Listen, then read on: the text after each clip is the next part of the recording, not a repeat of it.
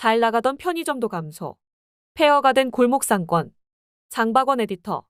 편의점은 오프라인 매장 중에 유일하게 성장하는 업종이었다.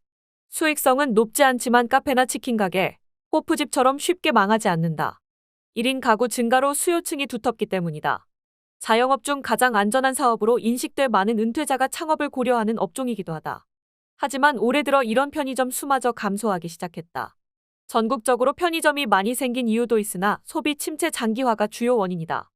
유통업계 우량주인 편의점이 줄고 있다는 건 예사롭게 볼 일이 아니다. 소비 침체가 성장하는 업종에도 악영향을 미칠 만큼 심각하다는 것이기 때문이다. 유력 대선 주자인 더불어민주당 이재명 후보가 25일 기자간담회에서 비상경제대응 TF 구성을 발표하며 당선 즉시 추가 경정 예산을 편성하겠다고 한 것도 이와 무관하지 않다. 소비를 살리는 일이 그만큼 시급하다는 것이다. 이 후보는 지금은 모든 에너지를 경제와 민생 회복에 둬야 하고 정부가 나서서 효율적인 경기 진작책을 추진해야 한다며 단기적인 경기 부양이 필요한 상태인 만큼 민생의 어려움을 덜기 위한 추가 추경으로 급한 불을 꺼야 할 것이라고 주장했다. 이에 반해 국민의힘 김문수 대선 후보 쪽에서 나오는 경제와 민생 관련 공약이나 발언을 보면 한가하기 짝이 없다. 경제위기 극복을 위한 처방이나 대안을 내놓기보다는 이재명 후보에 대한 네거티브 공세에만 열을 올리고 있다. 국민의힘은 26일에도 이 후보의 커피 원가 120원 발언과 호텔 경제론 등을 언급하며 헐뜯기에 바빴다. 김문수 후보의 경제 공약 역시 소비 진작과는 거리가 멀다. 기업에 대한 지원과 규제 판가리를 앞세우고 있다. 소상공인 채무조정 금융지원 등을 언급했으나 추경 같은 구체적인 대책은 내놓지 않았다. 요즘 거리를 걷다 보면 빈 상가들이 많이 눈에 띈다. 대로변에도 임대문에 현수막을 붙인 점포가 적지 않다. 커피숍이었거나 치킨 가게, 호프집 등을 하다가 적자가 쌓이자 문을 닫은 점포들이다. 소비 침체가 길어지며 골목상권이 직격탄을 맞은 것이다. 이는 연합뉴스가 통계청 자료를 근거로 보도한 사업자 현황 자료에도 그대로 나타난다. 이에 따르면 올해 1분기 카페는 95,337개로 1년 전보다 743개 감소했다. 카페는 코로나19 팬데믹 시기를 포함해 2018년 통계 집계 이래 계속 증가했으나 올해 들어 폐점하는 곳이 더 많아졌다. 치킨과 피자 가게, 호프집도 마찬가지다. 치킨과 피자 등 패스트푸드 매장은 작년 같은 기간보다 180개 줄어든 47,803개로 집계됐다. 한식집과 중식집도 각각 484개와 286개 감소했으며 호프주점은 22,493개로 1,802개 급감했다. 옷가게는 82,685개로 2,982개 감소했고 화장품 가게는 37,222개로 1,504개 줄었다. 하지만 충격적인 사실은 편의점이 감소세로 돌아섰다는 점이다. 편의점은 오프라인 점포에서 거의 유일하게 성장하던 업종이었다.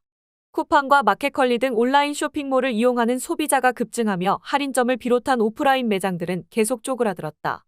이에 비해 편의점은 주요 수요층인 1인 가구가 늘고 있는 데다 온라인 쇼핑몰이 취급하기 힘든 틈새 상품으로 꾸준한 성장세를 보였다.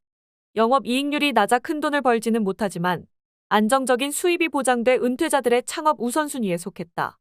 이런 편의점의 증가세가 꺾였다는 건 소비 침체가 그만큼 심각하다는 의미한다. 통계청 사업자 현황을 보면 올해 1분기 편의점 사업자는 53,101개로 지난해 같은 기간보다 455개 줄었다. 편의점 매출도 통계 작성 이래 처음으로 감소했다. 연합뉴스에 따르면 올해 1분기 편의점 매출은 지난해 같은 기간 대비 0.4% 줄었다. 정부가 관련 통계를 처음 공개한 2013년 이후 편의점 매출이 감소한 건 처음이다. 소비 침체가 본격화하기 전까만 해도 편의점 매출은 연 5에서 10% 성장해왔다. 편의점이 이 정도이니 다른 업종 매출은 볼 것도 없다. 한국신용데이터가 발표한 올해 1분기 소상공인 동향 보고서에 따르면 소상공인 사업장당 매출 평균은 1년 전보다 0.72% 감소한 4,179만 원을 기록했다. 술집과 분식점, 제과점 디저트 가게 매출이 큰 폭으로 감소했다. 자영업자의 퇴직금이라고 할 수 있는 노란우산 폐업 공제 지급액도 계속 늘고 있다. 영업할수록 적자만 쌓이니 문을 닫는 소상공인들이 급증한 것이다. 중소기업중앙회에 따르면 올해 들어 4월까지 공제금 지급액은 6,072억 원에 달했다. 작년 같은 기간보다 11.6% 증가하며 역대 최대치를 경신했다. 코로나19 첫 해인 2020년 1에서 4월 2,635억 원의 2배가 넘는 규모다.